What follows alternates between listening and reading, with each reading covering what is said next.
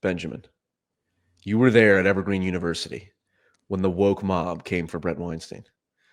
Since then, you have found yourself at the center of a web of important dialogues, engaging with people such as Sargon of Akkad, James Lindsay, Konstantin Kisin, Daryl Cooper, Jonathan Peugeot, and many more. My first question for you, Benjamin, how and why did the intellectual dark web become the very woke right that they accuse people like you and I of being? Yeah, well, we have to be fair. Does your audience know what the IDW is like? Yeah, more or less. Brett Weinstein, Like the Jordan Peterson, history of Sam it. Harris. Well, it Yeah. was Brett Weinstein who is. It's Weinstein like fine wine, not slime bean. Just to let you know, there's Harvey Weinstein and Brett Weinstein, That's a good and distinction. Brett's brother Eric, who's an economist and like physicist. some sort of weird math nerd or physicist nerd, super nerdy guy. He coined the phrase for an article by Barry Weiss, Correct. who at that time was working for the New York Times and then kind of got canceled or whatever and started her own podcast or press called The Free Press, The Free Press. Now, Barry Weiss has a particular pedigree and a particular set of biases around a particular country that's not America and a particular people in that country. But she's spearheaded and she has a certain thing that she's trying to do. She's trying to moderate. I think a lot of the IDW work was to resist the woke, but to preserve the classical liberal or the left me liberals, to preserve the prestige of the public intellectual, even as the academy, which is like where those public intellectuals had been, instituted and given power and given prestige, but those institutions were failing to wokeness. And so the IDW was kind of an attempt at naming the phenomena of the public intellectual that still has cred, even though they're outside of the institution. So, which is interesting because it goes full circle when the woke right thing comes up, and Douglas Murray, in one of the strangest performances I've seen of his. I've never been a big fan of his. He's very, very articulate. And he's written some books that were dealing with the same issue of, kind of calling out the excesses of the left, the woke left, and trying to preserve the post-World War II prestige kind of point of view. But he went on Joe Rogan, and I think Joe Rogan might have slightly surprised him or pissed him off because Joe Rogan had Dave Smith on at the same time. Yes. So there's a lot of weird politicking going on, but Douglas spent that entire interview decrying these people who just have podcasts and just say whatever they want, which is really interesting because that is what the IDW was. Just people going on podcasts, people going off of the well-tread paths of media prominence. Well, but to Steelman, Douglas Murray, he does have a point about, because the IDW were actual experts, right? I mean, like Jordan Peterson, Brett Weinstein. In what? In specific fields, sure. Yeah, and then what did they end up talking about? Right. I know, that's kind of, yeah, exactly. I mean, Douglas Murray is a literature expert or something? Yeah, although he's done journalism. Yeah. He's been there. As opposed to Dave Smith, who's never been there. Yeah. But I am sympathetic to, like, I do think Joe Rogan, I do think you have a responsibility, the bigger the platform you have. And I would say but the proper responsibility is not, well, don't have these people on. The best thing that can be done is exactly what he did with Douglas Murray and Dave Smith, which is bring two people who are, expert, knowledgeable at least, on a particular topic and have them discuss it. That, I think, Joe Rogan, to the degree that he has a moral responsibility as a leading figure in the discourse, he should facilitate more and more of that. I want to see Ben Shapiro versus Dave Smith. I want to see Jordan Peterson versus Gabor Mate or something, on Marxism or whatever. Or I mean, he already debated Slavoj Žižek, which wasn't very interesting. Was that debate I don't Is know. It that the right was word? yeah, it was pretty goofy. That's fascinating. That's a piece of cultural historical Yeah, detritus. it's influenced me in some personal ways we can get to. Really? But do Oh, okay. you Yeah. I would assume you agree it would be much better if Joe Rogan hosted more debates instead of just having people talk.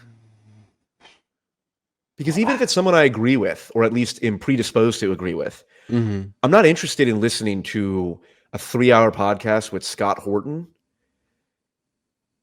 Or rather, I would be interested in listening to that. I'd be much more interested to listen to like the Lex Friedman debate that Scott Horton had with, I think, Mark Dubowitz or whatever, where you have Hmm. the opposing perspective in the room who can immediately check Yeah. someone and you can evaluate in real time Yeah. how, stable someone's argument is. Because if someone's just talking, it's just like, oh, okay, I don't know.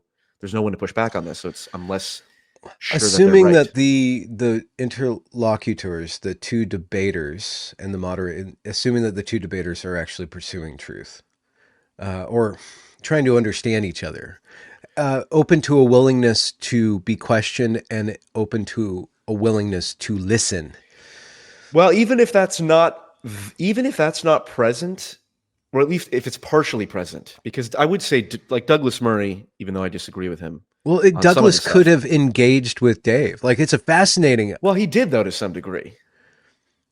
to some Like degree. Douglas Murray I think Douglas Murray made some valid points about, reminding people that when you see the destruction of Gaza, like a lot of that is the result of missiles coming down, hitting daisy chain explosions because Hamas does hide a lot of munitions in all kinds of city, buildings and whatnot.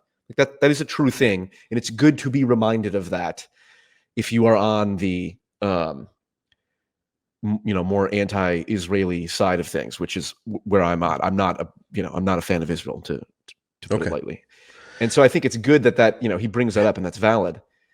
Yeah. But even if he's not acting in good faith, the viewer can identify that. I think that precisely that debate was good because it proved, I think it showcased for everyone that Douglas Murray was the king of the woke right. It's just weird that you're bringing up Paul Wolfowitz. It's just weird. It's weird. It's like, Yeah, there's a lot of concern trolling. right. It just gets under my skin. Just the whole appeal to expertise. And I understand that there is expertise and there's like pseudo intellectuals and all that stuff, but the gatekeeping. Like, who the hell are you to tell anybody who they can or can't talk to? Now, I did, and maybe we'll get to this. I did probably 120 interviews about the trans phenomena. And when I went into that topic, I saw that there's these people who are woke classic trannies. Sorry, woke. Yeah, I'm going to use that slur because they've earned that slur. We're controlling the discourse, and there was only one point of view that was valid, and everything else was transphobia. And so what I did was just not talk to them and talk to everybody else around Mhm. them. And I would get feedback. Well, why aren't you talking to the people who are on the other side? Why aren't you talking to the people on the other side? Why aren't you talking to the people on the other side? Now, with what, 20,000, 40, 60,000 subscribers, I'm not that big. But at a certain point, I start to create an archive, an historical archive of this discussion, and I'm purposely leaving something out of that discussion, or only platforming that which is against that other side Mhm, of the mhm. discussion.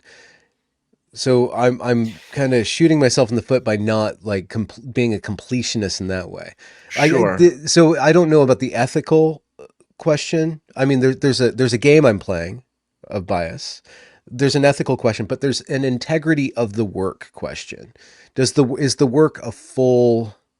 Am I fully dealing with this issue as fully as possible, or am I doing something partial for for which is secondary to the work, the integrity of the work? So Sure. if we analyze Joe Rogan's product as a work, like, what is he actually doing? What is the integrity of the work? The ethical qualms we can leave aside. What is he doing? He's nudging a needle. He's creating an archive. I guess platforming is a verb in his sense. So moral, ethical questions aside, like, what is the integrity, the artistic integrity of his work, and how would that Yeah, change how we evaluate what he is supposed to do or not supposed to do, or how he's failing? yeah. There is an argument. I'm totally sympathetic to bring someone on and just let them go, and that is useful.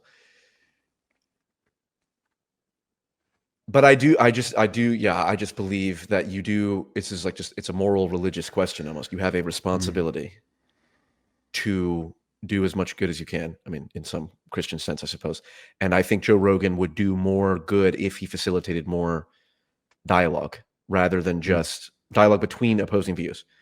Um, and I'll steelman Douglas Murray in that regard. Okay.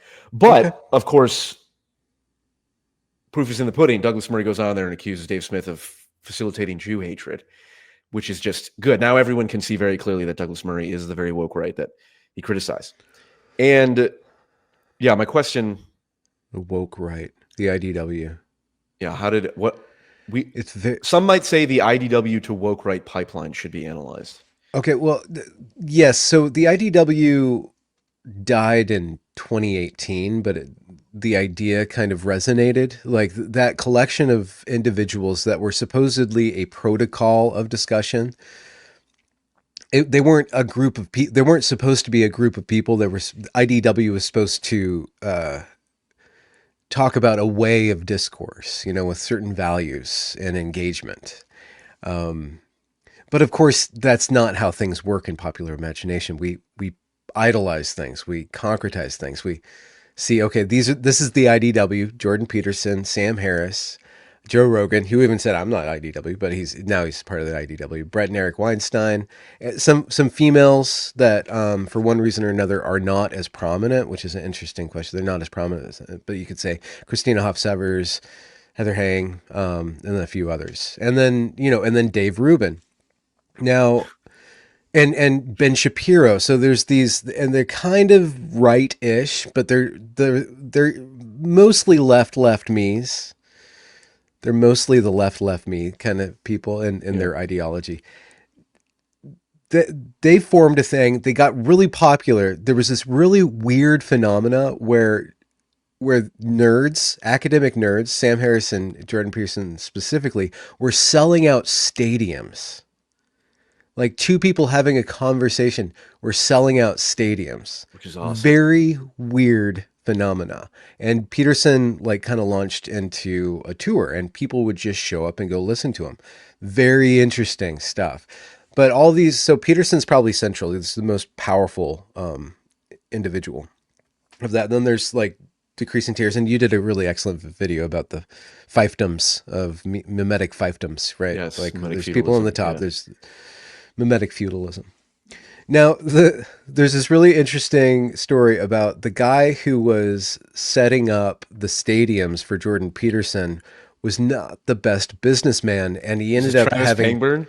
Travis Pangburn. Oh yes. He'll probably show up, or one of his alts will show up in the comments if he's still searching for himself. He's very self-obsessed, but he started selling. He couldn't actually make these stadium discussions actually make sense. He could fill up the stadium, but he couldn't charge enough to actually pay off the stadium. So he ended up getting into this Ponzi scheme, unintentionally, I believe, of selling tickets for the next event to pay off the current event.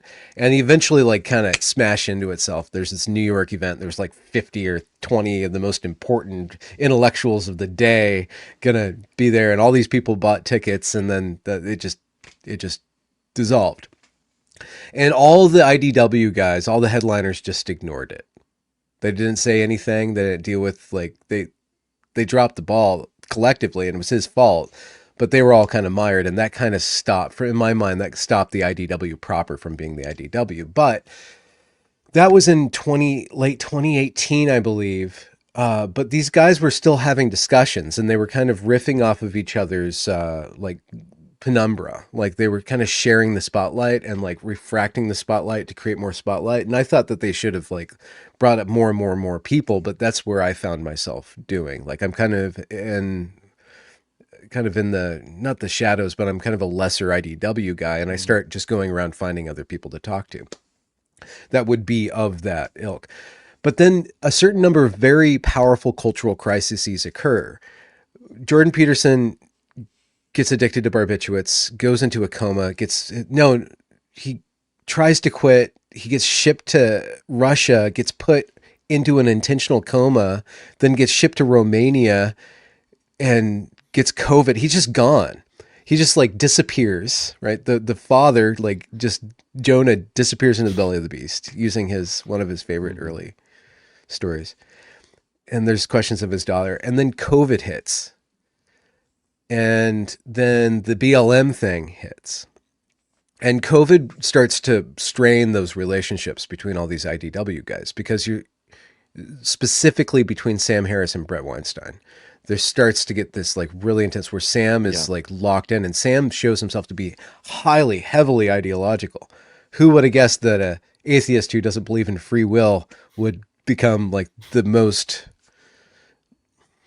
I guess, lick booty to established norms of all the guys. Like Hunter Biden could have had the corpses of dead children under his lawn or under his deck. I would not have cared. He wouldn't have cared. My friend John Pike is a musician. He made a good meme about that. You know, I think he did a really good one of Douglas Murray too. He did one of Douglas Murray too. Yeah. Yes. You've never been. I should have him on. Is he good? Does he give good pod? Yes, he was a regular podcast conversant with me. He's fun. I can connect you guys. Well, anyway, so I'll just fast forward, but the COVID thing starts because the response to the novel coronavirus, and then this thing called a vaccine comes out on the scene, and Brett starts taking this tact, and he's like going against the narrative in like this really dangerous way, because everybody thought that everybody was going to die. And then the Floyd stuff, the Summer of Love stuff, is IDW classic. Like that was their territory. They could all agree that racism was wrong, but anti-racism was going too far.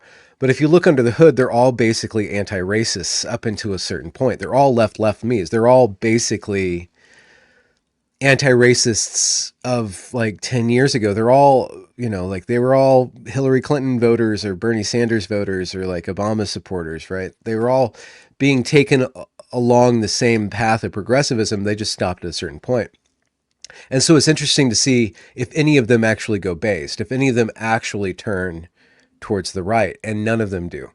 None of them will talk to Curtis Yarvin. None of them will touch the dissident right, the E-right and stuff, because there's this specter of anti-Semitism over there. But some of them will not touch it better than others, right? Some of them will be more willing to accept criticism of Israel and Jewish people. Like that's the big question. But when October 7th hit, Dave Rubin, who was free speech advocate, starts like saying we need to ban certain speech. All these protesters on campus should not be allowed. So like everybody are tested as to their limit of this IDW thing about free speech, open debate, rationality, like classical liberalism, like the marketplace of ideas will sort itself out. And they're all tested in their faith on some level. And so with the woke right thing, which was spearheaded by James Lindsay, who's a friend of mine, even though we're ideologically at odds now with the woke right thing, I get myself, my own trajectory. I just start interviewing people. I'm kind of a liberal by disposition. I just love to talk to different people. I just have high in openness and rather creative. So I like to move ideas around. So I'm ideologically liberal, but I just get bored of the same old platitudes. And so I start like sniffing around on the right, and I find Nazis. I'm like, oh, what's that? And then I realize like, actually it's a Nazi aesthetic is being used as a firewall to keep people out. It's like, this is not polite. Like, this is like the skull. It's kind of very teenagery. It's the skull and like the heavy metal poster on the teenager's bedroom to keep the goody goodies out, to scare away people from having these conversations, who want to control the conversation anyways, because they're criticizing liberalism. They're deeply criticizing liberalism, and I want to get to the bottom of that. Now, Yarvin, being a Jew, is not anti-Semitic at all, but he's not allergic. They're like the interesting thing about the dissident right, like they're not allergic to racism. Like the liberals are allergic to racism. They think it's like the very bad thing. It's like It's the fundamental sin. Yeah. it's the fundamental sin. Now, I don't think it's good, but being less and less allergic to it allows you to I'm actually more liberal because I'm open to different points of view by not letting that be the gate that Yeah, stops me that's. from listening to these people. I told you I talked to FD Signifier, who's a big radical black Marxist on YouTube, and I told him at the beginning I said I've become more race conscious, or what's the least controversial way to say that? He's like, I'm like, race realist. He's like, no, don't say that. But just, I think it was Glenn Lowry talked to Tucker Carlson. I don't know if you saw that conversation. It was pretty good. And Glenn Lowry basically Glenn got canceled. Yeah, exactly. And Glenn himself, whose whole thing was we need to move beyond race. He stated like, wait a minute, I just can't shake when I see like what's going on in Palestine, like the idea that because, I forget exactly what he said was, but the gist of it was, well, I'm a black American.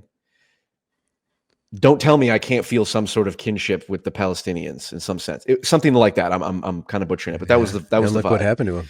Right, exactly. And I was like, damn, Glenn Lowry is like elite. Yeah. And I reflect on it more, and it's like, man, it is kind of out of touch for an upper middle class white guy to be like, but actually, there's no such thing as black culture. Black culture is just a term. There's exceptions to it, so therefore it's not real. It's like, nah, it's real. People like race is. If you ever stumbled into black Twitter, it's like going into a women's restroom and looking at the graffiti. It's just like a different type of graffiti, a different style of communication. Right. And so the idea, like, color blindness is an aspiration. It's a tool, and it should be the default way we handle like individual conversations. But it's not like you're not going to get rid of the reality of race. The only way you would get rid of the reality of race is if everyone agreed we're all going to play the colorblindness game. But it's like a game theory thing where if 50% of the people are saying we're going to play colorblindness games, and then the other 50% are saying nope, we're going to play I like my race more than other races game. Yeah. Well, then they're just going to get stamped out. So it's like, okay, you can't do that. Now, I would agree that going too far in the other direction, all right, well, now we're going to form the white coalition or whatever, the white identity coalition. It's like, that's too much. But that's beneath. That's what I think of. What I think is that even if whites adopt racial consciousness, it's still going to be beneath them to admit it. So we're going to see if it does become inevitable, the liberals, the left-me liberals, liberals are always cloaking their racism. It's like it comes out in lower expectations. It comes out in like the deference. There's studies like they change the way they condescend to other races. So, there's a certain level. If racial consciousness, if things go so far in American politics that race consciousness actually has to be engaged in by the whites, it'll always be a social signifier of how you don't admit it or how you cover it up. Is always going to be, it's embedded into us. We are there's a 4chan post, we're the least racial, like white men are the least racialized demographic in history. And we were taught colorblindness from the early age. All of our media is inundated that we are the ones that do not play that game. Everybody else can play it, but we don't play that game. Right. Yeah. And that I've just seen like fall apart in front of me. Of just like, I'll listen to a podcast and a black person will say, no, I love black people more than other races. For sure. I'm not ashamed to admit it. And I kind of... Yeah, but you can't say that yourself. Well, right. And it sticks in your throat. Even if you believe it, it'll stick in your throat. Well, and that's the thing is, like, it's funny because when I argue with the white supremacists, and I do talk to some like real Nazis and stuff, so it's so funny because it's like, of course I like, yes, of course it's ridiculous to hold two different standards. I like black people more than white people, but then you could, if someone else says if a white person says the opposite, that's terrible.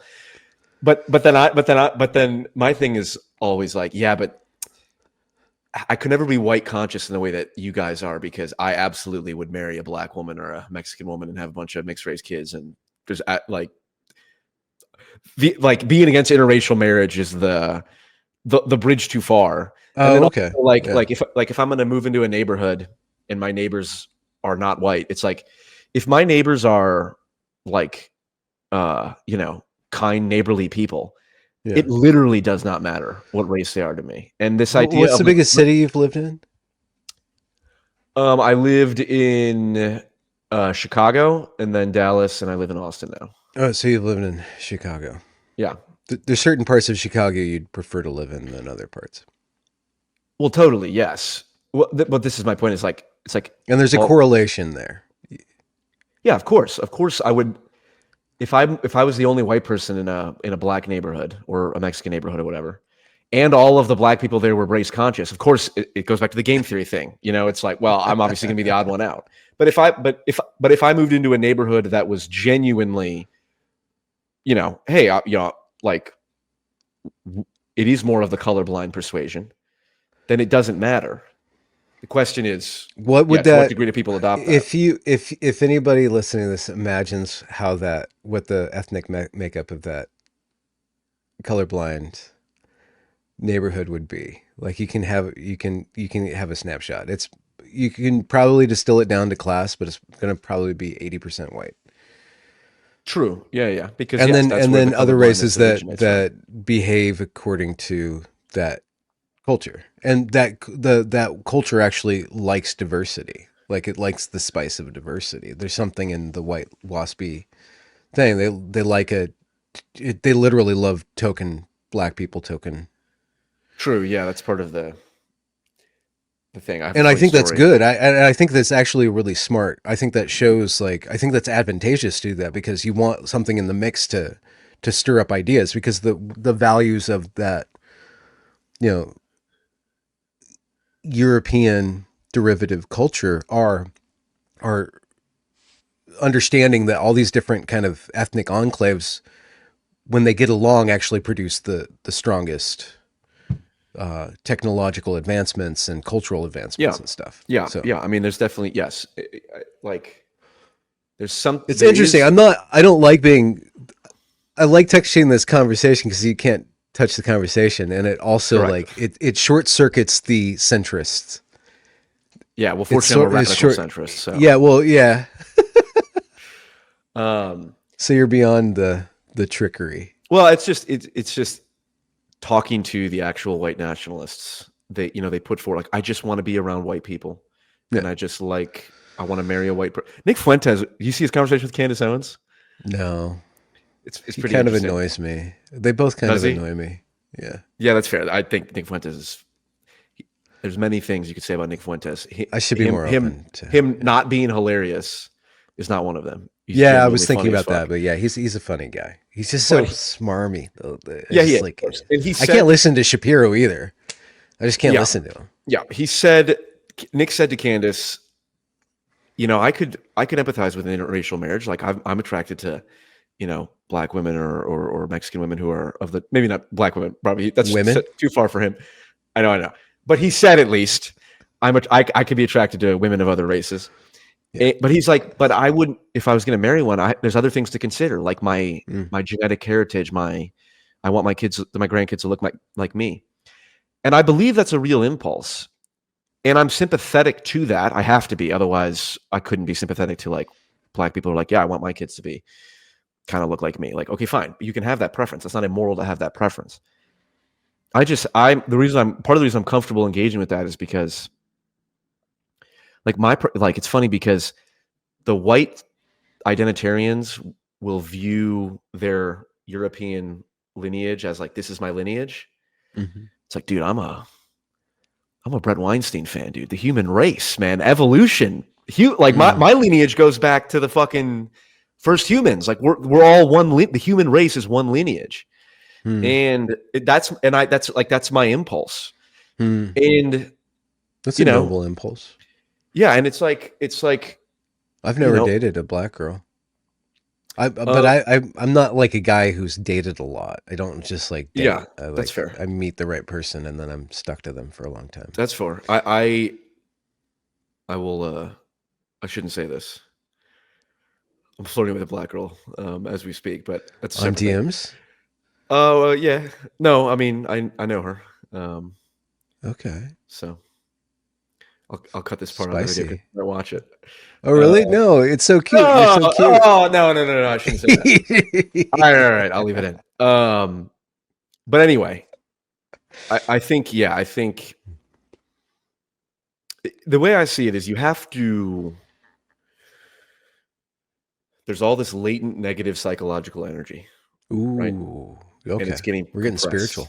compressed. Yeah. Yes. Okay. Yeah. No, I'm getting Yeah. technical. It's not a spiritual thing. You could say Okay. Sure. the Okay. collective negative emotion that Yeah. is the result of saying fuck you, whitey, sit down and shut up. Also, don't be racist. Also, black people can love black people more than white people, but you can't say the other thing or whatever. Yeah. You have all that just constantly getting. So this is why the Shiloh Hendricks thing came about, which is clearly a reaction to all that, right? Yeah. So you have all this pressure. Two things happen. Either it explodes because the pressure gets so much that it just blows up the container, or what you can do is you can poke little holes in the container and let the steam out and go and reduce the pressure. And I think engaging with the white identitarians and all that is exactly that. Going, yeah, of course. Yeah. Saying if you're white and you're like, I want to marry a white person, I want my kids to be white. Like for people to say that's racist and not say that it's racist if a black person says that, like I don't care. You're wrong, like straight up. And if but my liberal impulses are telling me the otherwise, it's like, yeah, because they're wrong. And that's, I think it's an important way to reduce the pressure, right? By letting people like acknowledging that's a real impulse people can have. Mm-hmm. Yeah. But I am annoyed by, and I do worry about the white identitarians. Like, well, black Americans are not really American. It's like, you dumb motherfucker. LeBron James is not an American. Like LeBron James is more American than a lot of people, a lot of whites. Yeah, the thing is it's silly. If they want what they want, America would actually have to fall and collapse in order for there to be actual white enclaves. I guess there's parts of northern Idaho that meet that criteria.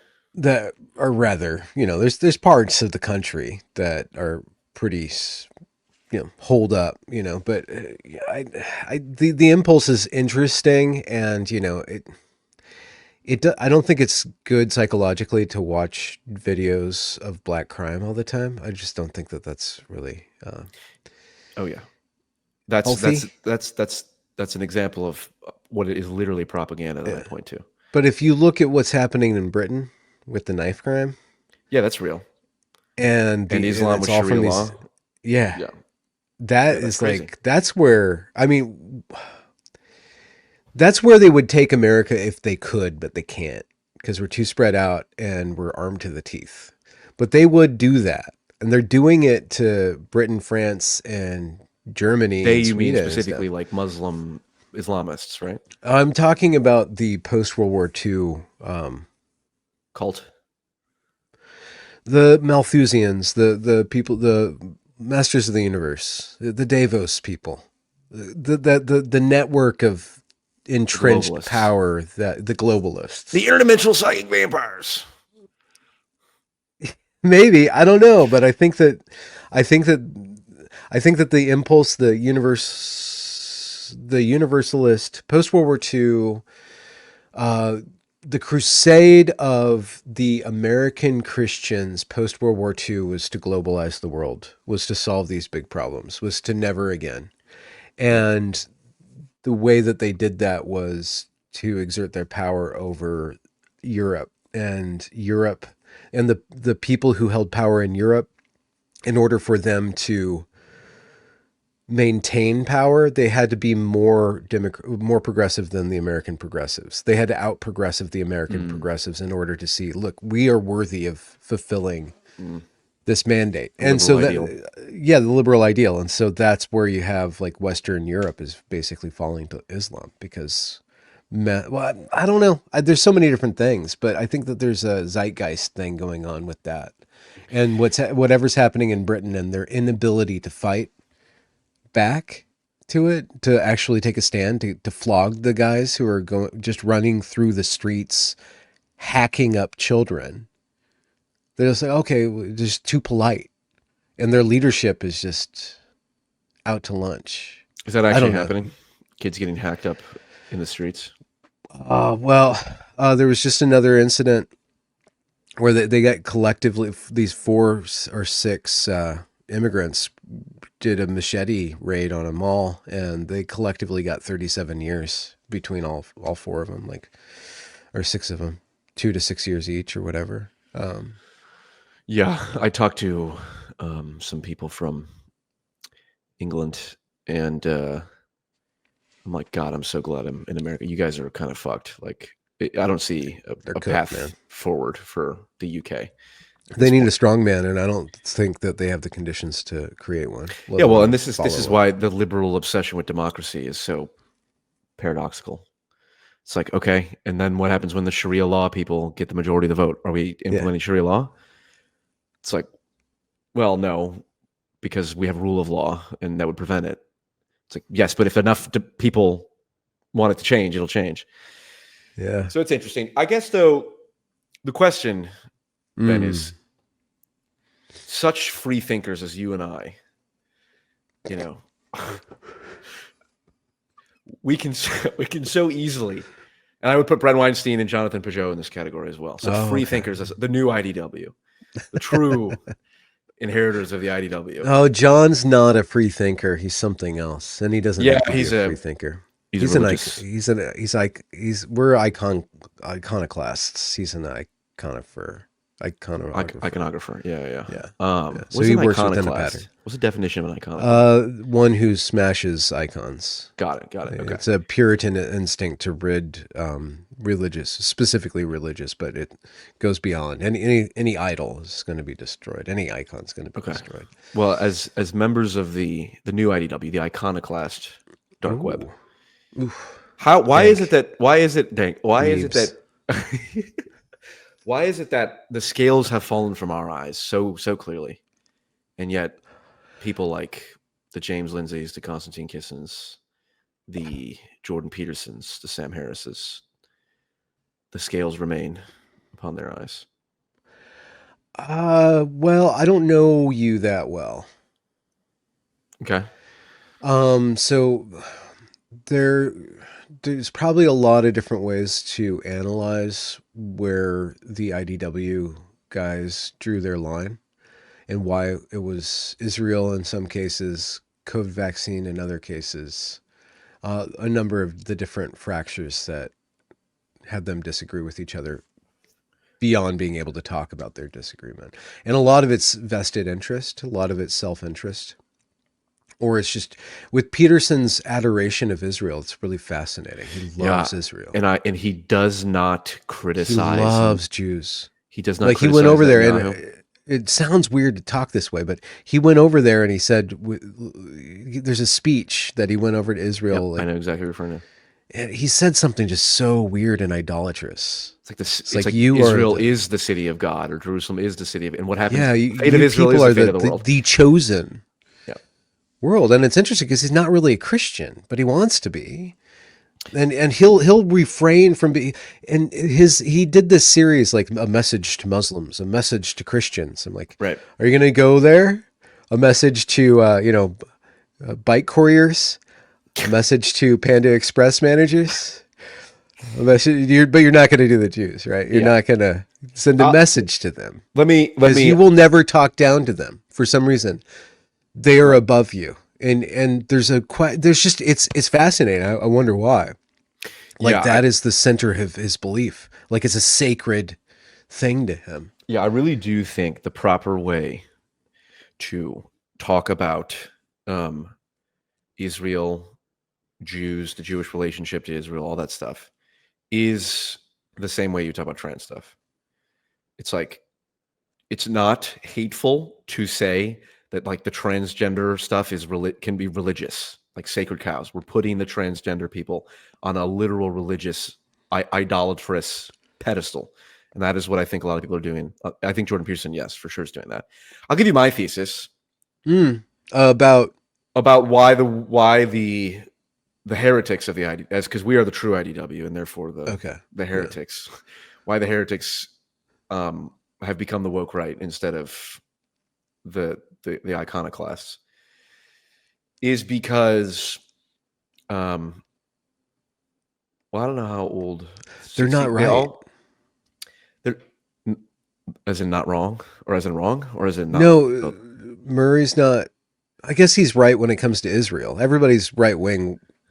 Yeah, he's with their sacred cow. Yeah, well, I guess he's anti-woke, or he's right insofar as he was opposed to the woke left, and that made him right from a relative position, because right now is a relative position. Yeah. Okay. But I will say it's because this is the secular religion.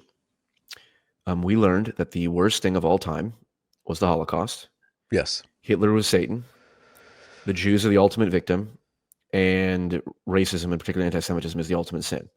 And that was conditioned into us and them, the IDW folks, as children. Particularly anti-Semitism. Correct. It's always that is the. What did you rewatch? We watched the Diary of Anne Frank in 7th grade, which is a fairly okay. Yeah. You know, I remember crying like pretty hard, and it's like that is what it's what Christians. And then you watched Roots right afterwards. Well, I never watched Roots. I went to a racist school, but it's like the Passion of the Christ is a pretty intense movie. If you showed that to 7th graders, which is what a good Christian church trying to indoctrinates, a strong word, but sure, indoctrinate kids into the religion. That's what they would do. It's like that's what happened. So there's all this implicit conditioning about this is the narrative. Yeah. Because I agree with Jordan Peterson. You need a narrative. You view the world through a narrative. Yeah. That is our narrative, the secular Western narrative. Hitler's Satan, Holocaust is hell, anti-Semitism and racism are the ultimate sins. And they can't get out of it. They don't recognize that. And it's so similar to it beat for beat. It's the same woke talking points. Correct. And they don't see that. And then they like Murray, and I don't know if he doesn't see it or not, or if he was there, he had to somebody had to take the grenade, and he did it. Now to Steelman, and I said this in my conversation with Reed. Their anti-Semitism, Jew hatred, all that stuff is real. It's disgusting. It's a mind virus. It rots people's brains. It's bad. You're saying that as somebody who's watched a brilliant mind turn into a sponge because of this virus, like mad cow disease for in particular, Western males. Didn't we have a conversation where you I have someone in my family. Yeah, I wouldn't say a brilliant mind is a strong word. I mean, I thought you were referring to some famous intellectual or something like. Yeah, your Bobby Fischer brother or whoever. No, it was it was not. Bobby Fischer was an autistic chess legend. This person was probably just. He was a noticer, man. Yeah, that's all he was. Schizoid pattern recognizer. But it's so I get the fuck this type shit. And like skinheads a lot of them are schizophrenic. A lot of them are PTSD people who are just utterly mentally ill. Yeah. So it makes total sense. And we have this trope of have you seen Succession by any chance, the HBO series? No, they were just it was just too mean. I just can't be around mean people. Mean stuff just makes me feel bad. That's fair. There's one good example of like this like crypto white nationalist where he's like, I see that you've probably seen the clip. Yeah. It's the trope of anyone who could even imply that, hey, I think Jews should not have this sacred cow status in our society. It's like immediately you're tarred and feathered. And I think that the culture is changing. I think it's important to be on the forefront of the change. because Well, that's otherwise, why otherwise the Nick Peugeot's. Fuenteses get the power, and you don't want the Nick Fuenteses with the power. You want the Oh, Peugeots with if the we, power. yeah, Peugeot is trying to decouple Hitler from Satan, and he sees it happening. He Yep. sees Satan and Hitler, and somebody said that, like, if Kanye had sang "Hail Hail, Satan," no one would bat nobody an would have eye. cared. Like, He would have, of actually, every 2 months somebody does that. course. Lil They'll- Nas is twerking on Satan, yeah, right? And so if you're a yeah, Christian, that should have a stronger impulse, like than someone saying "Hail Hitler," yeah. but it doesn't. Now, to be fair, Hitler was a real person. If you're not like, if you're a Creaster, if you're a cultural Christian, Satan, you know, is not as real as Hitler. And so I understand the psychological salience of Hitler being greater than Satan, even though sort of theoretically it doesn't work. So Yeah, but it's not as strong as the people who are to be. scared of Hitler's not a human. The He's Hitler bigger that, than a human. yeah, of course, the Hitler that The real Hitler didn't exist. Like he erased himself and became the voice of the people. He became the meme before he died. Right. And then became I mean, the villain he in the kind of deserved, like, in a really twisted way, he's admirable that he transcended mere humanity and became an icon. Like, he's like up there with, Stalin, like these Genghis Khan, they transcend history. Or they transcend into history. They launch themselves into the historical. Yeah. stage. Genghis Khan is not viewed at the same level of evil as Hitler. I will say, props to thrown in. In some ways, Hitler is admirable. This is what Jordan Peterson in his lectures will say that all the time. You have to admire Hitler. He was he had a lot of willpower and all that. Yeah. And I talked to this one guy a while ago. His name's Troy, who is like Hitler, or Jordan Peterson is a actual secret Nazi who loves Hitler. And he cited, hey, Jordan Peterson said, you got to admire Hitler's willpower or whatever. It's like, and so the schizophrenics. I guess I shouldn't be saying. Yeah, I guess the schizophrenics will run with it. Well, and yeah, the other side will run with that too, to decry you for saying that. But I think yeah. On one level, I think Peterson was headed in the direction of becoming an icon, and he got humbled, and he was given a chance to be broken and then come back and rebuild himself. And I think he's kind of going in he gets possessed by a spirit that's not like the same. Like, I really loved the very early Peterson, Diet Coke, schlubby, webcam 2 inches from his face, talking about Pinocchio. I noticed that in that conversation, and it served you well. Yeah, Kathy Newman Peterson was archetypal Peterson. Yeah, but I think that Peterson went along a trajectory that's the closest. That's why he's so powerful, and that's why it's so fascinating. Like, the attention economy actually does warp you. I was Satan brought me to his realm he gave me it. I had a dream where I went and I met him, and he was giving me Lucifer. Okay.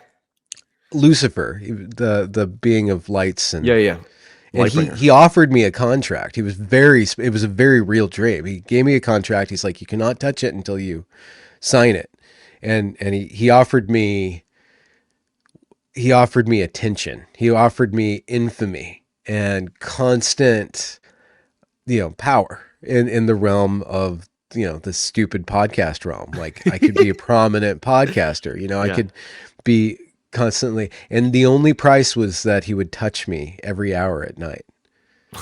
He would come and he would touch me once an hour while I was sleeping.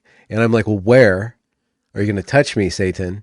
And he gave me a book showing me all the body parts. Like, well, it doesn't matter. I just want to touch you. I'm like, that's really weird. And I looked at that. I'm like, oh, that's money and fame. And if I didn't take that, it would just be enough. Like he was offering me too much.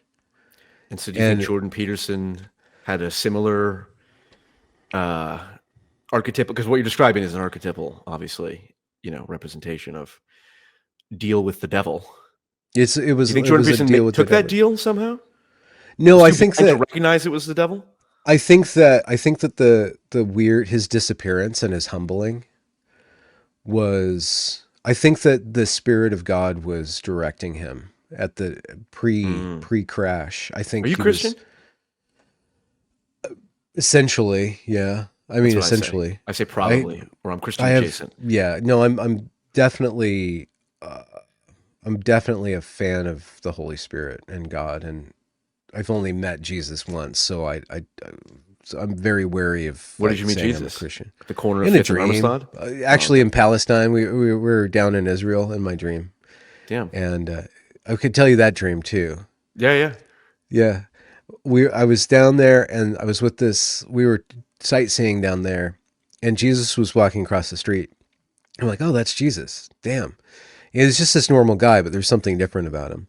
And this Palestinian like walked by and he had to tie his shoe. The Palestinian did or something, and he had this briefcase. You know, the ones on wheels. You know, the popular ones on wheels, Yeah, yeah, sure. the traveler cases. Yeah, yeah. And then he went up to walk away, and Jesus is like, "Oh, you forgot your Your briefcase. suitcase." And he's like, "Oh, thanks, Jesus." And he walks towards the border, and the woman next to me was outraged. She's like, "There was a bomb in there, and he's going to go and kill a bunch of people." And Jesus walked over to us and looked me right in the eyes, like, I don't choose sides. I love all of you. I Damn. don't choose sides." And the Jesus is a way he fucking looked at me, stochastic terrorist. the way he looked at me was the depth of his character, like the depth of his understanding of the human condition was magnitudes greater than Mm, anything I had witnessed before. And he had a special, so yes, he's closer to God than me, but Jesus is not God. That's why I'm not a Christian. hmm Jesus is certainly closer to what it is to be human and closer to God, but Jesus is not God. Like they are two different things. So hmm depending on your view, you could see God through Jesus. That's fine. That's the Christian frame, but the frame is actually greater. Interesting. Yeah, I have to take more psychedelics to iron out my full religious understanding and You don't have to convictions. do that. You can just dream, just pray and I dream do have some pretty wild. I have some insane dreams. I about have black one girls. dream. Nobody loves black women more than I do. I have dreams. I had one dream in particular that I don't want to go into detail to because it was so archetypal Yeah. and Did disturbing. it help you It did. make a decision? It helped me Did reorient you choose my perception. violence? Yeah. Did I Okay. choose violence? No, but I reoriented how I perceive morality because Good. I had a very bad way I thought about morality for a while. But Good. to tie the knot or Peterson, the loop, woke Peterson right. and Zizek, we talked about earlier, right? That was fascinating. The impact that it had on me, I wanted to tell you because Oh yeah. I think this is the downfall of Peterson. This is the flaw in Petersonian philosophy. I Mm. used and as a diehard Peterson adherent. What was the line? Be precise in your speech. Yeah. That is an axiom to pursue as such. Be precise in your speech. I watched that debate with Zizek, and it planted the seed of like, wait a minute. Zizek is not precise with his speech. Zizek is intentionally imprecise. He's a comedian. He's a trickster. So what Yeah. Peterson did is he created an axiom: be precise in your speech. That is impossible to live up to because one will inevitably make a mistake. You remember all the times he said early on, I haven't said anything particularly stupid yet that has cost me everything. Like I've managed to not say anything. It's like, well, eventually you were, and Yeah. clearly He you used to be really did. humble. Yeah, Yeah. right. And then he just went off on Twitter and it's like, okay, so no, at least in the current environment, no human can be held up to that standard. And I think Peterson Hmm. created too rigid of an axiom, which is you should always be as precise in your speech as possible. And I think actually, Hmm. no, not necessarily. You should lean into imprecision. You should stumble towards truth, and that fits within the Petersonian framework. Hmm. But I think part of his downfall was him genuinely believing that, like, well, I have to be as precise and precise and precise as possible. Yeah. He was like he was put in the position of Moses. God put him in the position of Moses for a generation. Mm, He was put in. It was put in the prophetic position, and if you examine the life of the prophets, most of them have a flaw, and they usually fall due to the flaw. And Moses and Peterson are very close, and Peterson was given to bring the law back to specifically young white men.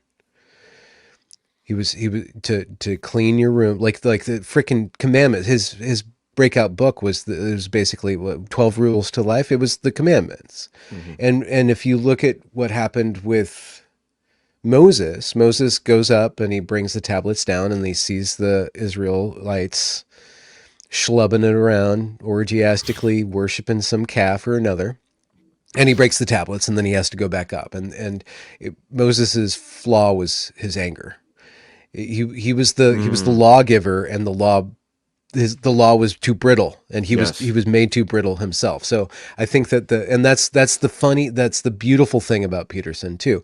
That's why he cries, because he's being broken by his own rigidity. That's why he has these fits of emotion. It's like you can see that he's literally cracking like an egg, and then that's the process, and he gets renewed again. And if he stayed to like a certain lane or to a certain publishing schedule and spaced things out, like R.M. McIntyre says, it was a very obvious point that Aaron got like 3,000. You get on Twitter, it's like somebody says something obvious and they get 4,000, 5,000 points. You're like, I wish I could be obvious. I wish I could be obvious, but I can't, because I'm like, oh, somebody already thought of that. I'm not going to say that. I'm that's like, not the points. Yeah. But just to finish my thought, Peterson, what was it? It was Peterson. He's Moses. If he broke himself by his own rigidity. If he waited for the Spirit to speak through him and then spoke, but instead he has to constantly preach. And because he's not part of a tradition like a pastor would be, that's my critique of Peterson and all of the IDW guys, is that they were put in the position to be priests, prophets, and pastors, and they never learned how to be pastors, like actually to make personal connection with individuals and be a good shepherd. But they all became demagogues because they were put in a position where they couldn't necessarily have direct connection. And that's why Peterson is great when he's anchored to his students, and successively more and more danger of defeating himself the further away he gets from the pastoral, from the rootedness and human relation. Even just in terms of how interesting he is to listen to, like when he's in the flow state talking to people, a crowd or students, but then when he does his Daily Wire pre-produced, and that's why the thing says about that. Now, Israel, there is what, and it's just like, what are you doing? You're just, you like a ChatGPT version of him. He's been abstracted out. It's really hard to stay grounded. And that's why the IDW was kind of fraught from the beginning. Yeah. That's why they all belonged in the mental institution called academia. And that's why they all failed. They all kind of wanted to get back to academia. They all want to rewind the clock just so far, but they don't really understand, or they don't want to reckon with the fact that the academy followed from Christianity. It was developed in the monastery. It was developed with the center being worship, not truth, but worship of God and correct living. And then from that, all of the other disciplines spired out. All of the individuals spired out from that common practice of worship. The academy went secular. That center was stripped out, and wokeness was plugged back. That woke religion was plugged back into its place. Right. And none of them are willing to say Christ is king. Wokeism. Right? Yeah, Christ is king. They're not willing to do that. Peugeot's willing to do that, but Peugeot's not IDW. He's not a free thinker. Right. He's an iconographer. Right. Not an iconoclast. So what we're doing, I don't know where you're headed. I think you're early on in your arc. I think you're being blessed by not getting too much attention too soon. You're earning your attention. You're on a pretty. I mean, I'm only looking at the metrics. Four videos with Destiny that have like several 100,000 views on his channel of me just saying, well, maybe Israel did 9/11. I don't know. So, So, you know, well, I mean, so sense. Yeah. And you're what? You're 29, right? No. Yeah. You're 29 in a few months. Yeah. So you don't know where you're headed. True. yet. You don't know. And so My wife could be white or black. We'll see. your wife could be white or black. Your We'll see. children could be like that pudding pop color that Cosby popularized. Pudding pop. Pudding So pop.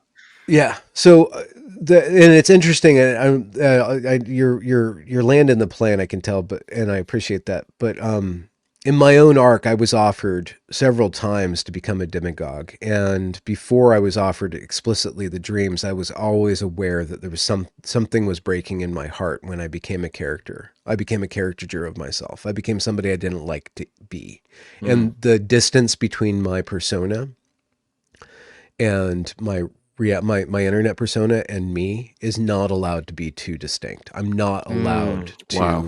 create a different person. So I have to stay within a certain framework. I can joke around on Twitter. I can make fun of things. I can be funny, but I can't be crass and I can't be too edgy because Yeah. it'll catch up to me, not necessarily in professionally, but something in my heart says no, Yeah. I start to dislike me because I don't want to be abrasive. So that's why I kind of slowly, like I could have launched and I've successively kind of like stayed on this side of a certain line Yeah. of success actually. And it's kind of, I keep on staying in it's enough to be here. Good. And maybe I'll be greater than I am. And maybe I'm also copping out by not pushing myself so far. I don't know, but that's why I was never going to be a great podcaster or like Sure. an IDW guy. So because of that, it allows me being flexible. It allows me to question things that other people just can't question. It allows me to hear the tension in somebody's voice when we're getting close to that which they can't really admit Nice. is their idol. And then I can slowly start to like draw based on personal connection that I facilitate through the internet. I'm able to allow somebody to relax enough to admit things that they wouldn't otherwise. Mm. So I can be kind of like the open air confessor. And that's where my work with the detransitioners specifically is valuable as a work, is that I allowed these young people that had been just destroyed by the internet in a certain way. The internet infected them with this irreality. And then they had to go through a process of catching up with reality. And then I would see them at probably right after their lowest point and allow them to build themselves up Mm. and watch them deal with the attention, which is really difficult in our domain. You get some broken people and you give them attention, and it can Yes. break them further, or it can actually be a palliative and allow them to heal and to reconstruct their ego after that. Anyways, I was planning on landing the plane, but I want to put it in a holding pattern for a moment. Have you heard the term irony poisoning? did you bring that up when I we brought that up. spoke? Yeah. Yeah, Irony sounds like one of your poisoning. favored phrases right now. Yeah. So, do you know who J-Reg is by any chance? The political satirist? No, Okay. maybe. He's more of a Okay. Zoomer character, and you're kind of a Yeah. Well, 59, kind right? of just So, yeah. 49. 49. Gotcha. Thanks though. Wise. You're wise beyond your years. um, Irony poisoning is when you're too ironic and you're constantly making sarcastic jokes and kind of deflecting and being meta-ironic. It seeps into your personality and it becomes too much. And I struggle with that to some degree in my personal life, not that much, Hmm. but online certainly, because the irony it's a defense mechanism in some sense, right? Like people call me all kinds of names. I'm just gonna go, yep, cool. Yeah. How do you know when the persona has the proper amount of distance between who you are? Because it can't be the same, right? Like you cannot, because what you're like putting videos out there and strangers are watching them. You can't treat it with the same level of, consideration that you would actual people in your real life, right? So in some sense, you have to abstract a persona out there a little bit. How do you know? How do I stop from getting irony poisoning, Ben? Well, it's one of the first commenters on my interview with you on my channel was that, I was been waiting for this collab. I hope Ben can get Paul to say something not ironic or Unironic. something like Yeah. that. Yeah. Yes. Yeah. Um, well, irony, I think, for younger men, isn't just a defense mechanism. It's also kind of a cheat code because you don't have access to as much authenticity as an older man does. Older man kind of becomes comfortable with himself in a way and becomes comfortable with the world, and so can state things with a certain authority that would be pretentious Mm. coming from a younger man. And so the man who is seeking to be authentic will use irony because he as kind of a gesture of authenticity because he can't be sincere Right. yet. I know I'm a fool, even Yeah. though I'm like I believe this is true, but I'm not. I'm not in a, like it's not because of experience or wisdom that I'm saying this. It's because I believe it to be true. Yeah. Um, And similarly, there's that, that wisdom is wasted on the old and youth is wasted on the young kind of thing, where I just stopped believing in things. When I had, and it might be me or it might be age, but I just stopped believing in these big things like truth. I'm not a postmodernist, but like when somebody starts saying I'm searching for truth, like Konstantin Kisin, I interviewed him because he went after Daryl, and I got really defensive about Daryl Cooper. yeah, watch that one. Not really. I'm not really, and I did terrible. I just I know. started. Way to not watch. Way to not watch the Tucker interview before doing it. Well, the thing is, we were supposed to and I was too polite, but we were specifically supposed to be talking about Daryl's response. And Kissen never watched that. Oh, and yeah. I didn't want to That's reverse it, so I just took the hit. Interesting. Yeah, I was being you're too polite. Yeah, you're too nice. I was being polite. Are you high in plus, agreeableness? Depends on what my wife said. We redid those. We did that Peterson inventory thing. Understand myself. Yeah. She thought I was way under certain things that she was really high in, but it turns out that there was a lot of different reversals and our perceptions of each other and ourselves. That's funny. But Kissen kept on saying that he desires truth. Like our job is to search for truth. I'm like, I was just too polite. I was just too polite because I'm not going to fight with the guy because he would cream me because he's so like very low in agreeableness and very smart and at the top of his game in his life. And I'm lazy and schlubby, and I just like I had my sleep schedules out of. I just started bus driving after a year not bus driving, and I had to get up at like 5 a.m, 4:30 in the morning, and I was just like out of it, and I wasn't commanded. And then I saw him at ARCS again, and I'm like, you know what? There's just something about that interview that I just didn't get down. I was trying to convince him to not make an enemy out of Daryl. I'm like, Daryl's actually a sincere individual, and you're making him your enemy, and you're talking about these facts and Daryl's not going to, and maybe Daryl's playing a game. Daryl will Hitler post, he's done that, he's playing a game. He's got something going on, and I see the edges of it every once in a while. I'm like, okay, he's a little weird. He's got like a worldview. But there's something about the guy that I just love. And I love him because he's a storyteller and he cares about human beings. Yeah. And he gets so pissed off about human beings being abused. Mm-hmm. He gets like insanely angry and he'll just like let it out. It's like I've seen it, like he goes beast mode on Twitter. Like, whoa, dude, don't do that. Yep. Like people already think that you hate Jews, don't go after the Jew that's like poking you. Yeah. But and I really thought that there was a possibility for us to get along in the IDW, that Kissen and Lindsay would get along with the right wing, that specifically that Lindsay would just talk to Yarvin. Like actually be open to this. Yarvin's the least controversial of, like the Daryl. Which is funny because he's he's the deadliest. He's like the kill shot to liberalism. Yeah. And he posted it. He like POASTED'd it in 2007 when Barack was running.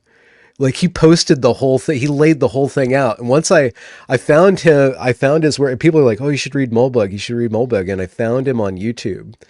Like somebody had done a AI Amazon voice of him, and then somebody else did a Orson Welles dub of him. I prefer the Orson Welles. It's so hilarious to listen to Nice. unqualified reservations. But he's just total kill shot.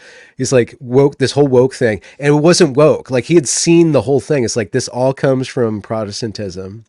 It comes from a certain clade, and once you see out of the bubble, like it like our entire worldview is a particular thing, and we think it's always been, and it's the right thing. We think we're at the end of history. We're in a total echo chamber, and the IDW is supposed to pop that bubble, but they don't want Right. to because they want to hold on to power. They want to hold on to the attention.